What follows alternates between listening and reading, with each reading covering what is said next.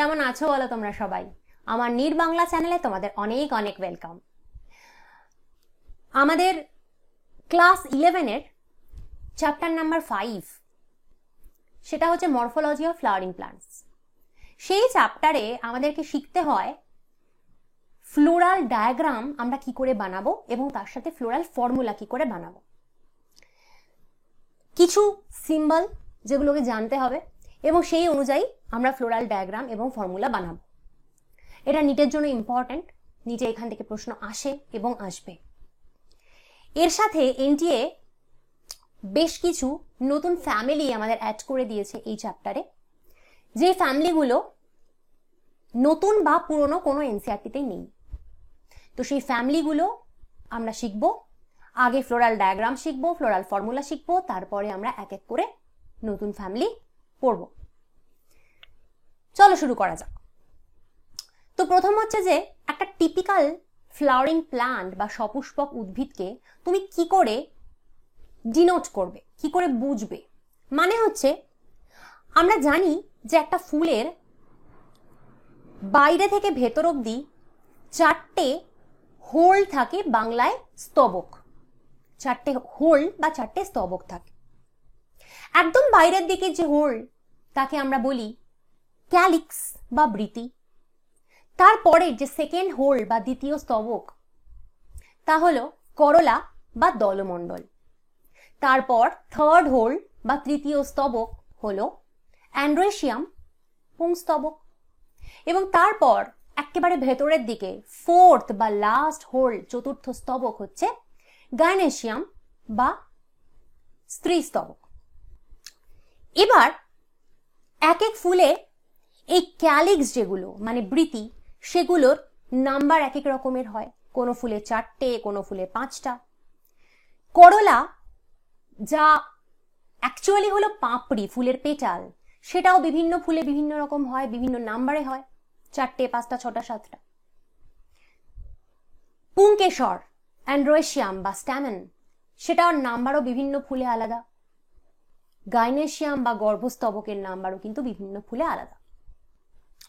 এবং শুধু যে নাম্বার আলাদা তা নয়, এদের অ্যারেঞ্জমেন্টও আলাদা। মানে কোনো ফুলে এই যারা বৃতি বা ক্যালিক্স বা যাই বলো না তুমি কেন, করোলা, দলমণ্ডল, এরা একজন আরেকজনের সাথে জুড়ে থাকে। কোনো কোনো ফুলে এরা জুড়ে থাকে না, এরা আলাদা থাকে।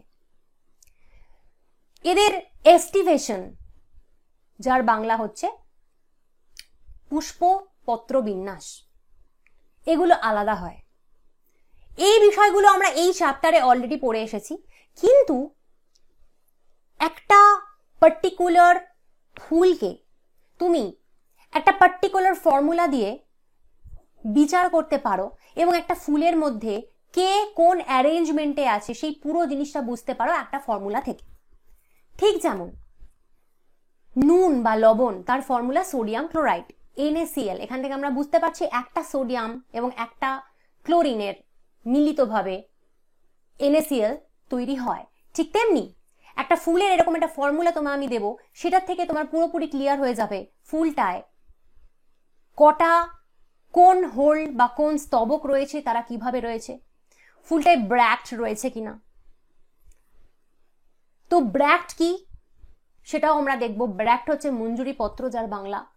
এটা হলো একটা ফুলের একেবারে বাইরের দিকের একটা অংশ, যেটা কোনো 4টে হোলের মধ্যে, কোনো হোল বা কোনো স্তবকের মধ্যে কিন্তু এই ব্র্যাক্ট পড়ে না। ব্র্যাক্ট বা মঞ্জুরি পত্র হচ্ছে পাতার মতন একটা স্পেশাল অর্গান।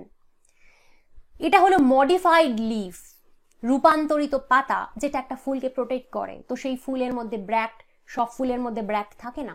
তো কোন ফুলে ব্র্যাক্ট রয়েছে, কোন ফুলে নেই, এভরিথিং তুমি বুঝতে পারবে একটা ফর্মুলা থেকে। তাহলে এই ফর্মুলার প্রয়োজনীয়তাটা কি সেটা এতক্ষণে আমরা বুঝলাম, এবং একটা ফর্মুলার মধ্যে আদপেও কি কি থাকবে সেটাও আমরা বুঝলাম। একটা ফুল সেটা বাইসেক্সুয়াল হয় নাকি ইউনিসেক্সুয়াল, মানে সে উভলিঙ্গ না একলিঙ্গ, তাও তুমি বুঝতে পারবে এই ফর্মুলা থেকে। তো দেখো এনসিইআরটি কি বলছে। এনসিইআরটি যা বলছে যে এই পার্টগুলো আমাদের পড়তে হবে, সেটা আমি এখানে হাইলাইট করে দিয়েছি। তো প্রথমে বলা হচ্ছে যে বৃতি, বৃতি না, বিয়ার। বিয়ার হচ্ছে ব্র্যাক্ট। তো দেখো দিয়েছে বিয়ার স্ট্যান্ডস ফর ব্র্যাক্টিয়েট। তো ধরো কোনো ফুলে কোনো ফুলে ধরো ব্র্যাক্ট, বর্তমান, ব্র্যাক্টের বাংলা কি মঞ্জুরিপত্র, সেটা বর্তমান, সেটা বোঝাতে গেলে তোমাকে প্রথমেই লিখতে হবে বিয়ার। তাহলে তুমি যদি বিয়ার কথাটা লিখছো তার মানে হচ্ছে সেই ফুলটায় ব্র্যাক্ট রয়েছে, এই মঞ্জুরিপত্র রয়েছে। ঠিক আছে,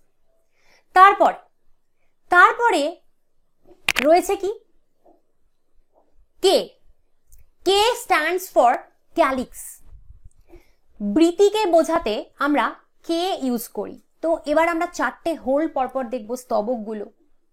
তো আমরা জানি যে প্রথম স্তবক কি, প্রথম স্তবক বা ফার্স্ট হোল হলো ক্যালিক্স।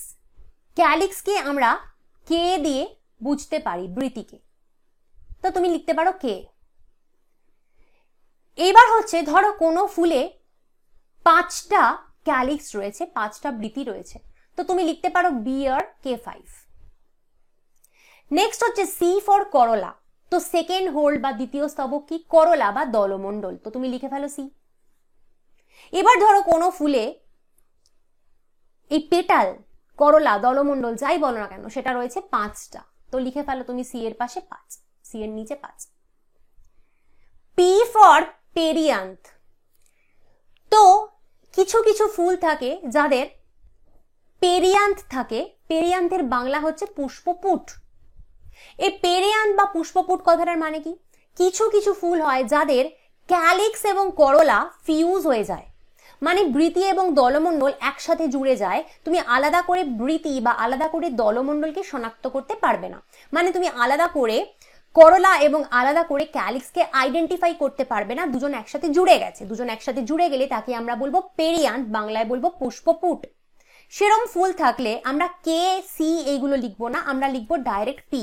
ধরো তোমাকে এক্সাম্পল দিচ্ছি, বিআর আমরা লিখেছিলাম, তারপরে আমরা লিখবো পি, কে সি সেখানে লিখবো না। তো পি হয়তো কটা, পি হয়তো 4টে, তাই তুমি লিখে দাও। তারপর নেক্সট হচ্ছে এ ফর অ্যান্ড্রয়েশিয়াম। তো থার্ড হোল বা তৃতীয় স্তবক কি, অ্যান্ড্রয়েশিয়াম, লেখো এ। অ্যান্ড্রয়েশিয়ামের বাংলা হচ্ছে আমরা জানি পুংস্তবক। তো ধরো একটা ফুলে 10টা স্ট্যামেন রয়েছে, পুংকেশর রয়েছে, তো তুমি লিখে দাও A10। ফোর্থ হোল বা চতুর্থ স্তবক কি, গাইনোয়েশিয়াম, স্ত্রী স্তবক, তো তুমি এটাকে বোঝাবে জি দিয়ে, জি ফর গাইনোয়েশিয়াম। তো ধরো কোনো একটা ফুলে 2টো গাইনোয়েশিয়াম, 2টো গর্ভপত্র বা 2টো কার্পেল রয়েছে, তুমি জি এর নিচে 2 লিখে দাও।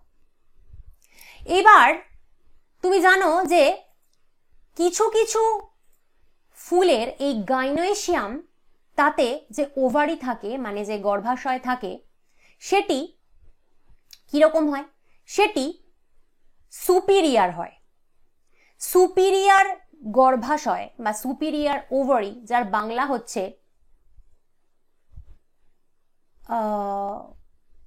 এই যে অধিগর্ভ গর্ভাশয়, অধিগর্ভ গর্ভাশয় যেটা হচ্ছে সুপিরিয়ার ওভারি। এবার সুপিরিয়ার ওভারি বা অধিগর্ভ গর্ভাশয়ের মানে কি সেটা আমি এখানে বলছি না, সেটা আমি এই চ্যাপ্টারে অলরেডি পড়িয়ে দিয়েছি। এখানে আমরা শুধু বুঝছি যে সিম্বল কি হবে। তো কিছু ফুলে যাদের সুপিরিয়ার ওভারি থাকবে বা অধিগর্ভ গর্ভাশয় থাকবে, সেটা বোঝানোর জন্য তোমাকে যেটা করতে হবে, সেটা বোঝাতে গেলে তোমাকে এই জি এর নিচে একটা আন্ডারলাইন করে দিতে হবে। তো জি এর নিচে যদি আন্ডারলাইন দেখো, তার মানে হচ্ছে এই ফুলের ওভারি সুপিরিয়ার, এই ফুলের গর্ভাশয় অধিগর্ভ। আর যদি উল্টোটা হয়, আরেক রকমের ওভারি হয় যাকে আমরা বলি ইনফিরিয়ার ওভারি, যার বাংলা হচ্ছে অধোগর্ভ গর্ভাশয়। যদি সেটা হয় তাহলে আমরা জি এর উপরে একটা ড্যাশ দেব। যেমন ধরো আমি এরকম করতে পারি, ধরো এটা আরেকটা ফুল, এই ফুলে আমার অ্যান্ড্রয়েশিয়াম রয়েছে 6টা, গাইনোয়েশিয়াম রয়েছে 1টা, এই ফুলের আমি ওপরে দিলাম। ওপরে যখন এরকম ড্যাশ দিলাম তার মানে এর ওভারি ইনফিরিয়ার, ঠিক আছে, অধোগর্ভ গর্ভাশয়। এবার তুমি দেখো এখানে বাংলা বইয়ে কি ভুলটা রয়েছে। বাংলা বইয়ে রয়েছে, দেখো বাংলা বইয়ে বলেছে অধিগর্ভ গর্ভাশয় বোঝাতে জি, অধোগর্ভ গর্ভাশয় বোঝাতে কিছুই লেখা নেই। প্রথম কথা হচ্ছে জি নয়, এটা ভুল।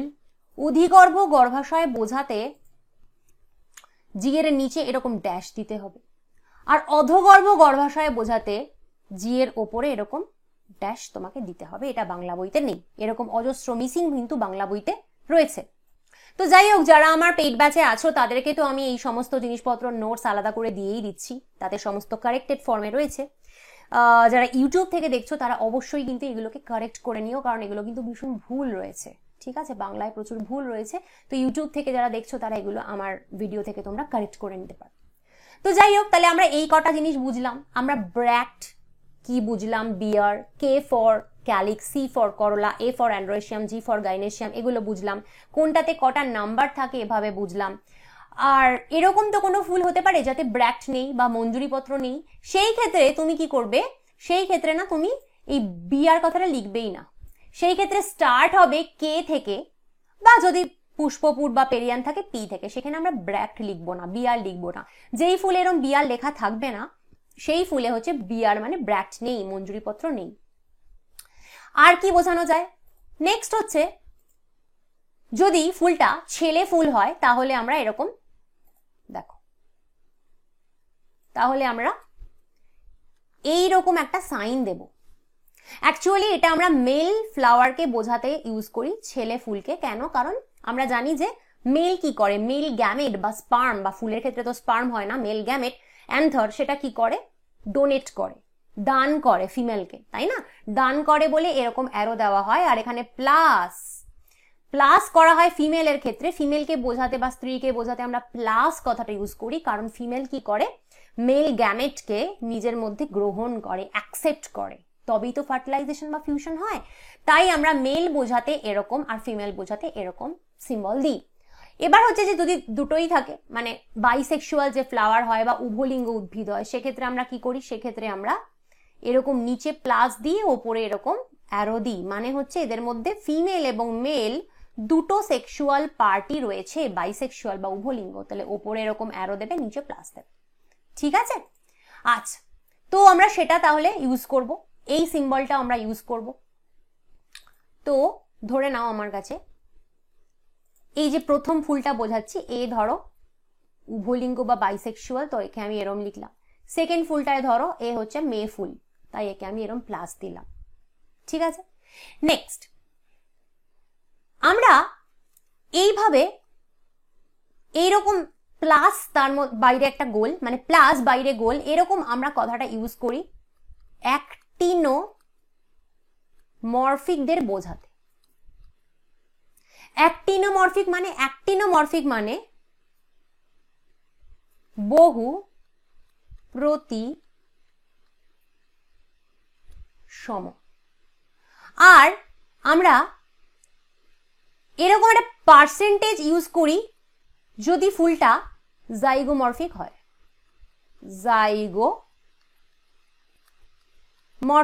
জাইগোমরফিকের বাংলা হচ্ছে এক প্রতি সম।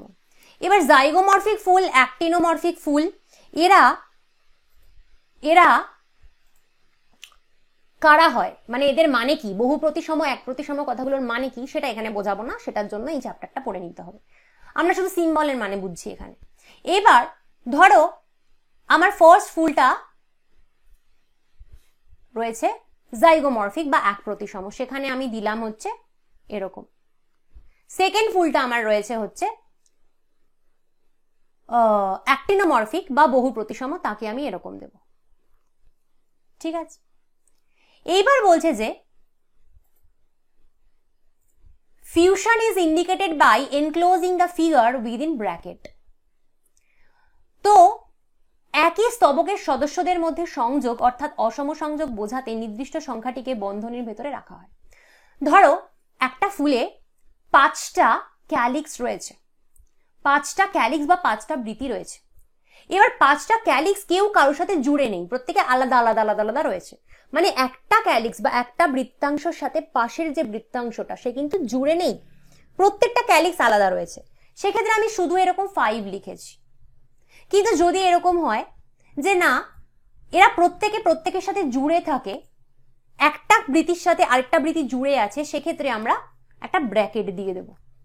তাহলে যদি ব্র্যাকেট ইউজ করে তার মানে তুমি বুঝবে ভিতরের প্রত্যেকটা পার্ট একজন আরেকজনের সাথে জুড়ে আছে।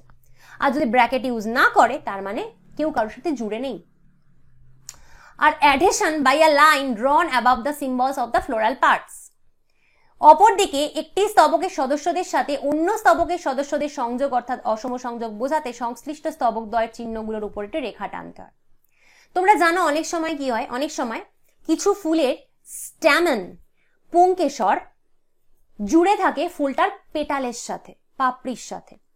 অ্যাকচুয়ালি কি হওয়া উচিত? অ্যাকচুয়ালি আমরা জানি একটা ফুলের থ্যালামাস থাকে, আমরা জানি যে একটা ফুলের এরকম থ্যালামাস থাকে, থ্যালামাস, যার বাংলা হচ্ছে পুষ্পাক্ষ। তো এই থ্যালামাসে আমরা জানি কি হয়, এর সাথেই তোমার প্রত্যেকটা হোল বা প্রত্যেকটা স্তবক জুড়ে থাকে, মানে সেপাল, পেটাল, অ্যান্ড্রোসিয়াম, গাইনোসিয়াম, বৃতি, দলমণ্ডল, পুংস্তবক, স্ত্রীস্তবক এর সাথে আলাদা আলাদা করে জুড়ে থাকে। কিন্তু কখনো কখনো কি হয়, স্ট্যামেন গুলো, পুংস্তবক গুলো এই ডাইরেক্ট পুষ্পাক্ষ বা থ্যালামাসের সাথে অ্যাটাচ না হয়ে পেটালের সাথে জুড়ে থাকে, পাপড়ির সাথে। সেই ক্ষেত্রে তুমি যেটা করবে, এখানে এ আর সি এর ওপরে আমরা একটা এরকম ব্রিজ করে দেব। তাহলে যদি ব্রিজ করা থাকে তার মানে হচ্ছে পুংস্তবক গুলো, স্ট্যামেন গুলো করলার সাথে জুড়ে রয়েছে, পেটালের সাথে জুড়ে রয়েছে। আর যদি ব্রিজ করা না থাকে, তার মানে ওরা জুড়ে নেই, ওরা নর্মাল থ্যালামাসে রয়েছে, পুষ্পাক্ষে রয়েছে। তাহলে এই কটা সিম্বল তোমাকে প্রথমে কিন্তু বুঝতে হবে কোন ফুলের কি। ওকে, এবার বলছে যে the position of the mother axis with respect to the flower is represented by a dot on the top of floral diagram. পুষ্পের সাপেক্ষে জনিত্রী অক্ষের অবস্থানকে পুষ্পচিত্রের উপরে একটি বিন্দু এঁকে বোঝানো হয়। তো অনেক সময় কি হয়, তুমি জানো যে একটা ফুল এরকম একটা অ্যাক্সিসের ওপর জুড়ে থাকে, এখানে একটা অ্যাক্সিস রয়েছে, তবে ওপরে একটা ফ্লাওয়ার রয়েছে। তো এই অ্যাক্সিসটাকে বোঝানোর জন্য এরকম একটা ডট চিহ্ন ইউজ করা হয় ফ্লোরাল ডায়াগ্রামের ওপরে। Calyx, corolla, androecium and gynoecium are drawn in successive holes, calyx being the outermost and gynoecium being in the center. বৃতি, দলমণ্ডল, পুংস্তবক ও স্ত্রীস্তবককে বাইরের দিক থেকে কেন্দ্রের দিকে পর্যায়ক্রমে আঁকড়ে হয়। আমরা দেখেছি সেটা, যে সবার আগে কে থাকে, সবার আগে বৃতি থাকে, তারপরে দলমণ্ডল থাকে, তারপরে পুংস্তবক থাকে, তারপরে স্ত্রীস্তবক থাকে, পরপর সবার বাইরের দিকে বৃতি থাকে না ক্যালিক্স, আর সব থেকে ভেতরের দিকে স্ত্রীস্তবক থাকে গাইনোসিয়াম। এবার আমরা একটা এক্সাম্পল দেখে নিই কিভাবে আমরা আঁকবো। তো এই এক্সাম্পলটা দেখো, এখানে ফর্মুলাটা দেখো, এখানে কোনো বিআর নেই, তার মানে এখানে ব্র্যাকেট নেই, এখানে কোনো ব্র্যাকেট নেই, এখানে প্লাস থেকে শুরু হয়েছে, প্লাস গোল্লার মধ্যে প্লাস। তো প্রথমে ব্র্যাকেট আমাদের আঁকতে হয় যদি থাকে, যদি নেই তো নেই। তারপরে আমরা লিখি হচ্ছে অ্যাক্টিনোমরফিক না জাইগোমরফিক। তোমাকে এক্ষুনি আমি কি বলেছি, প্লাস থাকলে কি হবে, অ্যাক্টিনোমরফিক বা বহু প্রতিসম, তাই তো? তাহলে এই ফুলটা থেকে আমরা বুঝতে পারছি এ হচ্ছে, যেহেতু প্লাস দেওয়া তার মানে এ অ্যাক্টিনোমরফিক বা বহু প্রতিসম। তারপরেই কিন্তু বোঝাতে হয় ফুলটা কি, মেয়ে না ছেলে। তো দেখো এটা থেকে বোঝা যাচ্ছে ফুলটা বাইসেক্সুয়াল, উভলিঙ্গ, কারণ ওপরে অ্যারো রয়েছে, নিচে প্লাস রয়েছে। তারপরে রয়েছে কে, আমি বলে দিয়েছি কে ফর কি, কে ফর ক্যালিক্স। তো ক্যালিক্স এখানে 2+2, তার মানে এখানে 4টে ক্যালিক্স রয়েছে। 2+2 কেন, বাইরের দিকে দুটো, ভেতরের দিকে দুটো। কিন্তু দেখো কোনো ব্র্যাকেট ম্যাকেট নেই, তার মানে এদের যে ক্যালিক্স গুলো বা বৃতিগুলো কেউ কারোর সাথে কিন্তু জুড়ে নেই, ফ্রি রয়েছে, কারণ ব্র্যাকেট নেই। সি ফর করলা, করলা কটা রয়েছে, 4টে। দলমণ্ডল 4টে, কোনো ব্র্যাকেট ব্রুকেট নেই, তার মানে সবাই free. A is equal to কি রয়েছে, এ ফর অ্যান্ড্রোসিয়াম, 2+4 মানে কি 6টা স্ট্যামেন বা 6টা পুংকেশর রয়েছে। 2+4 কেন, বাইরের দিকে দুটো, ভেতরের দিকে 4টে। জি গাইনোসিয়াম 2 মানে দুটো কার্পেল রয়েছে, দুটো গর্ভপত্র রয়েছে, এবং তুমি দেখো এর 2 পাশে ব্র্যাকেট দেওয়া। ব্র্যাকেট মানে ওই যে দুটো কার্পেল বা দুটো গর্ভপত্র, ওরা কিন্তু একজন আরেকজনের সাথে অ্যাটাচ রয়েছে, ফ্রি নেই, তাই জন্য আমরা ব্র্যাকেট দিয়েছি। নিচে একটা ড্যাশ মানে কি, আমরা জানি নিচে ড্যাশ মানে সুপিরিয়র, ওভারি সুপিরিয়র, অধিগর্ভ, গর্ভাশয়, তাই তো? লিখে দিই এটা।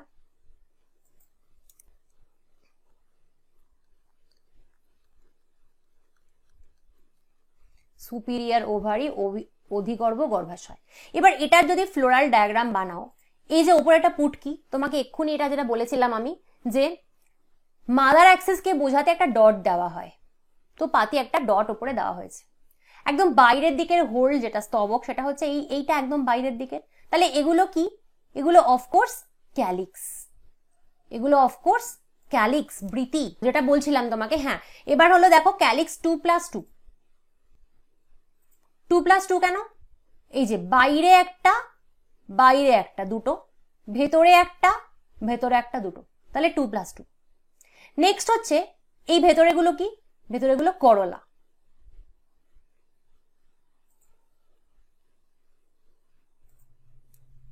তাহলে করলা দলমণ্ডল কটা থাকে? চারটে, 1 2 3 4। তারপরে কি? অ্যান্ড্রয়েশিয়াম 2+4। দেখো বাইরের দিকে দুটো, ভেতরের দিকে চারটে, 2+4। তাহলে এগুলো হচ্ছে অ্যান্ড্রয়েশিয়াম।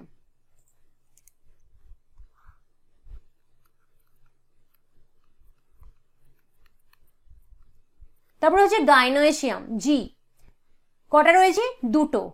তাহলে এটা একটা গাইনোয়েশিয়াম, এটা একটা গাইনোয়েশিয়াম, মানে স্ত্রী স্তবক। এবং 2 ব্র্যাকেট, মানে কি এরা দুজন দুজনের সাথে জুড়ে রয়েছে। তো বেসিক্যালি এ আর এ কিন্তু দুজন গাইনোয়েশিয়াম বা দুজন কার্পল, দুজন গর্ভপত্র, একজন আরেকজনের সাথে কিন্তু জুড়ে রয়েছে। ঠিক আছে, এই যে জুড়ে রয়েছে। এইভাবে ফ্লোরাল ডায়াগ্রাম আঁকতে হয়, যেখান থেকে কিন্তু তুমি সুন্দর তাহলে আইডিয়া পাচ্ছ। তাহলে এই ফর্মুলা থেকে তুমি নিজেই ডায়াগ্রাম বানাতে পারবে, আবার ডায়াগ্রাম থেকে নিজেই ফর্মুলা বানাতে পারবে। যদিও ফ্লোরাল ডায়াগ্রামে দুটো জিনিস বোঝা যায় না, এক হচ্ছে এটা বাইসেক্সুয়াল না মোনোসেক্সুয়াল বোঝা যায় না, দুই হচ্ছে এটা অ্যাক্টিনোমরফিক না জাইগোমরফিক বোঝা যায় না। এই দুটো কথা ডায়াগ্রাম থেকে বোঝা যায় না, কিন্তু ডায়াগ্রাম থেকে এটুকু বোঝা যায় যে এরা কটা ক্যালিক্স, কটা করলা, কটা অ্যান্ড্রোশিয়াম, কটা গাইনোশিয়াম আছে। এটা বোঝা যায় যে তার মধ্যে কারা কারা ফিউজ জুড়ে গেছে, কারা কারা আলাদা রয়েছে, সেটা বোঝা যায়। আর তোমার এখানে একটা মাদার অ্যাক্সেস দেওয়া হয়। তো মোটামুটি তুমি ডায়াগ্রাম থেকে ফ্লোরাল ফর্মুলা নিজেই বুঝতে পারছো, আবার ফ্লোরাল ফর্মুলা থেকে ডায়াগ্রাম তুমি নিজেই আঁকতে পারছো। হ্যাঁ, আর ডায়াগ্রাম থেকে এই ওভারি সুপিরিয়ার না ইনফিরিয়ার, মানে অধিগর্ভ না অধগর্ভ, সেটাও বোঝা যায় না, কিন্তু সেটা তুমি ফর্মুলা থেকে বুঝতে পারবে। তাহলে এটুকু কি একদম ক্লিয়ার হলো যে এক্স্যাক্ট কি কি আমরা বুঝতে পারি এখান থেকে আর কি কি আমরা বুঝতে পারি না? তো দেখো একটা ডায়াগ্রাম বা একটা ফর্মুলা থেকে একটা ফুল সম্পর্কে কত কিছু তোমার ক্লিয়ার হয়ে যাচ্ছে। মানে এত ডিটেলে আমাদের পড়তেই হচ্ছে না, একটা ডায়াগ্রাম বা একটা ফর্মুলা থেকেই আমরা ডিটেল বুঝে যাচ্ছি। ঠিক আছে, তো তোমরা আমাকে যেটা জানাবে সেটা হচ্ছে যে নতুন যে 5টা ফ্যামিলি অ্যাড হয়েছে, যেগুলো কোনো এনসিইআরটিতে নেই, সেইগুলো তোমরা ইউটিউবে ফ্রিতে পড়তে চাও কিনা। আমি আমার পেইড ব্যাচে ডেফিনেটলি সব কিছু নোটস সমেত, বাংলা এবং ইংরেজিতে দুটো ভাষায় নোটস এবং তার লেকচার আমি আমার পেইড ব্যাচে অলরেডি দিয়ে দিয়েছি। ইউটিউবে তোমরা সেগুলো দেখতে চাও কিনা আমাকে কমেন্ট করো। যদি তোমরা দেখতে চাও তবেই আমি সেগুলো দেবো, আর যদি দেখতে না চাও তাহলে আমি দেবো না, কারণ ওগুলো আমার পেইড ব্যাচ স্পেশাল ভিডিও। আর যদি তুমি আমার পেইড ব্যাচ এনরোল করতে চাও, তুমি আমার পেইড ব্যাচ এনরোল করতে পারো বায়োলজিতে নিটে 360-এ 360 পাওয়ার জন্য। তো বেসিক্যালি আমার পেইড ব্যাচ এনরোল করতে হলে তোমায় কি করতে হবে? আমার পেইড ব্যাচ এনরোল করতে হলে তুমি আমাকে ₹1000 দেবে ওয়ান টাইম, একবারই তোমার আমাকে ₹1000 দিতে হবে। দিলে পরে তোমার অ্যাডমিশন হয়ে যাবে। আমি কি কি দেব তোমাকে? যতটা সিলেবাস তোমাদের নিটের জন্য রয়েছে, ফুল সিলেবাসের রেকর্ডেড লেকচার তুমি আমার কাছে পাবে। ফুল সিলেবাসের A to Z recorded lecture তুমি আমার কাছে পাবে। ফুল সিলেবাসের PDF নোটস তুমি আমার কাছে পাবে, বাংলা এবং ইংলিশ দুটো মাধ্যমেই। এছাড়া তুমি চ্যাপ্টার ওয়াইজ MCQ প্র্যাকটিস করতে পারো। প্রত্যেকটা চ্যাপ্টার থেকে আমি MCQ তোমাদের ক্লাস টেস্ট নিয়ে প্র্যাকটিস করাই। সেইগুলো কিন্তু বেঙ্গলি এবং ইংলিশ দুটো আলাদা আলাদা ভাষায় হয়। অনেক বাচ্চা তোমরা বলো যারা বাংলা মিডিয়ামে পড়ি ম্যাম, ভালো MCQ পাওয়া যায় না, ভালো MCQর বই বাজারে নেই, সবই শুধুমাত্র ইংলিশ মিডিয়ামদের জন্য। একদম ঠিক, তোমাদের কথা মাথায় রেখে আমি কিন্তু বেঙ্গলি MCQ বানাচ্ছি, ঠিক যেরকম নিটে আসবে কোয়ালিটি MCQ আমি তোমাদের জন্য বানাই। আলতু ফালতু MCQ না, যেই MCQ নিটে আসতে পারে সেই ধরনের MCQ বানানো হচ্ছে। এছাড়া তুমি ফুল সিলেবাস টেস্ট দিতে পারবে। ফুল সিলেবাস টেস্ট আমার কাছে নিটের ঠিক আগে হয়, সেখানে তুমি বাংলা এবং ইংলিশ দুটো ভাষায় আমার কাছে কোয়েশ্চেন থাকবে, 360 নম্বরের বায়োলজির টেস্ট তুমি দিতে পারো, ঠিক যেরকম কিন্তু নিটে আসে সেই রকম টেস্ট। এবং এই সব কিছু মানে লেকচার, নোটস, এমসিকিউ সব কিছু কিন্তু 100% এনসিইআরটি বেসড এবং নতুন সিলেবাস বেস করা। আমি এনসিইআরটির বাইরে থেকে কিছু পড়াচ্ছি না, কোনোদিন পড়াবোও না, কোনোদিন পড়াইও নি, কারণ এর বাইরে কিন্তু নিটে কিছু আসে না। তো একদম নতুন সিলেবাসের ওপর ভিত্তি করে এইভাবে আমি তোমাদেরকে পড়াচ্ছি। এবং তোমাদের সাথে আমার স্টুডেন্টস ইন্টারাকশন হয় হোয়াটসঅ্যাপের মাধ্যমে। হোয়াটসঅ্যাপ পেইড গ্রুপ রয়েছে আমাদের, যেখানে তোমাদের সাথে আমি কানেক্টেড থাকি। এবং তুমি যে এই যে ব্যাচটা এনরোল করছো, এটা কিন্তু তোমার লাইফ টাইম ভ্যালিডিটি, তার মানে তুমি যতদিন না নিট পাচ্ছ, সেটা 25, 26, 27 যে যখনই হোক না কেন, যতদিন না তুমি নিট পাচ্ছ, তুমি সব রকম অ্যাসিস্ট্যান্স আমার কাছ থেকে পাবে। এবং ততদিন অবধি আমি যত কিছু প্র্যাকটিস করাবো, এমসিকিউ যা করাবো, ততদিন অবধি কিন্তু তুমি আমার কাছ থেকে সব পাবে, যতদিন না তুমি নিট পাচ্ছ। তার জন্য কোনো এক্সট্রা পেমেন্ট তোমায় ইন ফিউচার করতে হবে না, তোমাকে একবারই ₹1000 দিতে হবে। এছাড়া হচ্ছে ডাউট ফর্ম। তোমরা বলতেই পারো যে ম্যাম রেকর্ডেড লেকচার তো দিচ্ছেন, তো আমাদের ডাউট হলে কি করব? তোমাদের ডাউট হলে অবশ্যই সেটা ডাউট ফর্মে লিখে সাবমিট করে দেবে, সেটা আমি তোমাদেরকে ফর্মে তোমাদের ডাউট দেখে তোমাদের ডাউট আমি মিটিয়ে দেবো। এবং এখানে যেটা তোমাদের সুবিধা হবে, নতুন সিলেবাসের প্রচুর কিছু গড়বড় হয়েছে, এটা ঢুকেছে, ওটা বেরিয়েছে, তো তুমি এখানে একদম নিশ্চিন্তভাবে আমার উপর ছেড়ে দিতে পারো। আমি সবকিছু তোমাদেরকে করিয়ে দিচ্ছি এবং করিয়ে দেবো। বইয়ে কিরকম কিরকম টুকটাক ভুল হয়েছে, বইয়ে কিরকম কিরকম হয়েছে, যেগুলো তোমরা চোখে দেখোনি, তোমরা মিস করে গেছো। স্পেশালি বাংলা মিডিয়ামের বাচ্চারা তো এরকম বইই পাচ্ছে না, ওরা কারেক্টেড ভার্সন দেখতেই পাচ্ছে না। তো সবকিছু কিন্তু তোমাদের দায়িত্ব নিয়ে আমি আমার ব্যাচে সাপ্লাই করছি, সেটা যারা পড়ে তারা জানে। ঠিক আছে? আর যদি ইউটিউবে তুমি কন্টিনিউয়াস এইভাবে নোটিফিকেশন পেতে চাও, ইউটিউবে সবকিছু আমার থেকে এইভাবে জানতে চাও ফ্রিতে, যেমন আজকে জানালাম, তাহলে কি করতে হবে? আমার চ্যানেলটা অবশ্যই সাবস্ক্রাইব করে দিও। চ্যানেলটা ভালো লাগলে, ভিডিওগুলো লাইক, কমেন্ট, শেয়ার করতে ভুলো না। তো আজকে আসছি, পরের দিন অন্য কোনো ভিডিও নিয়ে আসবো। Bye bye.